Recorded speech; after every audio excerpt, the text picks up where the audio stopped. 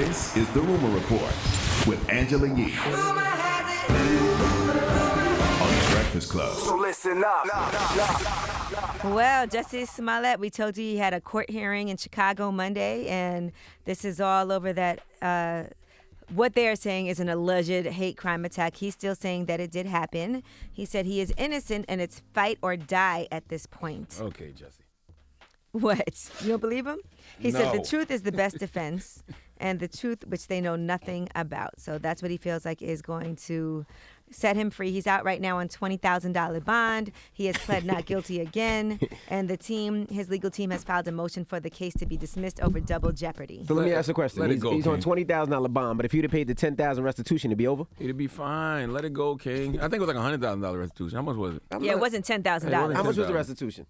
I don't remember, remember. but it was definitely more than that. Let it go, King. Could have been Please. more than that bond and the lawyers he got to pay now. You just pay to get it. It would have been a misdemeanor. It would have been over. Well, if he gets convicted, he'll face up to 3 years behind bars and a boy. fine of up to $25,000 and community service as well. So, whew. But he says he didn't do it. Oh, please. So does Bill Cosby. All right, now Snoop Dogg's Red Table Talk. You know, we've been talking about this. It finally came out yesterday on Facebook Watch.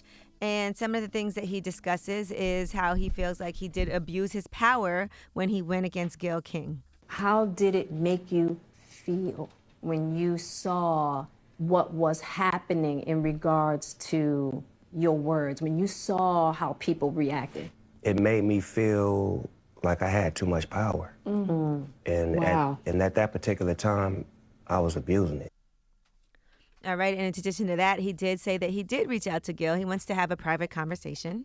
Have you talked to Gayle? No, but I reached out through her friends, through her associates, and I even DM'd her, sending her a prayer, Right. letting her know I apologized to her, just doing all of the things that I could do to just put my effort forward. You know what I'm saying? Right. Because I was wrong. Right. I said I'd love to meet with you privately. That was my last. That was my last. So That was my so last line, important. just to make sure that it wasn't going to be watered down or diluted, where I can actually give her a hug, look in her eyes, and talk to her like we talking. Yeah.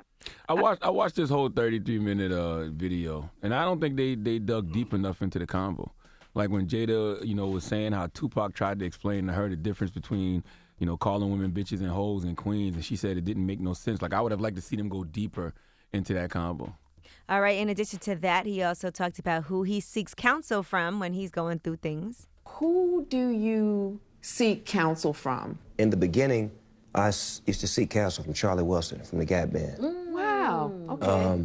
Charlie Wilson helped keep my marriage together because there was times where I felt like I don't want to be in here no more. I want to go and being stupid, and Charlie would bring me back to reality. Like, that's the best thing that ever happened to you. The music And you don't guys mean have been nothing. married for a really long How time, long? right? Please believe it, 24. 24 years. And if you guys recall, Charlie Wilson was just on The Breakfast Club recently, and here's what Charlie Wilson said about Snoop. I made him stop smoking for a year. I took him in his own kitchen and had a conversation with him that he didn't like, and then he just sit there and just said, with them frowns a little bit, I said, you got to stop, man. You got to stop. He said, for real? I was like, hey, man, you got a wife in there, and you got them little ones in there, you got to stop. And so he's like, okay.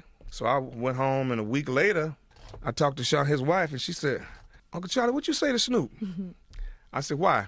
He ain't smoked nothing since you left. As a matter of fact, he's throwing everything out. And he lasted about a year. I also didn't like how they made the conversation all about Snoop and what he said. What you mean? Because, like, the Gayle interview was the cause, right? Snoop was the effect. Like, they didn't talk about the cause at all. I would like to have heard from Jada and her mom and Willow, because they're in the media space now. I would like to have known what their thoughts were on Gayle's comments, because the same way people felt like Snoop wasn't protecting a black woman, black men felt like Gayle, a black woman, wasn't protecting a black man. I feel like that could have been a larger conversation. Right. And I think it's really just all how you communicate how you feel. And the words that you use, because words do matter. So you can say Gayle is wrong and still feel that way to this day. Absolutely. But you don't have to call her a dog-faced bitch. Yeah, but Snoop felt like he was protecting Vanessa and those girls. People felt like Gayle wasn't protecting Kobe's legacy. People feel like Snoop was threatening Gayle, so black women are protected. And I just see a lack of cultural trust all across the board from everyone. Yep. And that's what we need more of. Gayle did a trust. whole long interview where she said all positive things, and that was the one thing That hurt. But I do feel like I can understand people being upset. It's just how do you express that?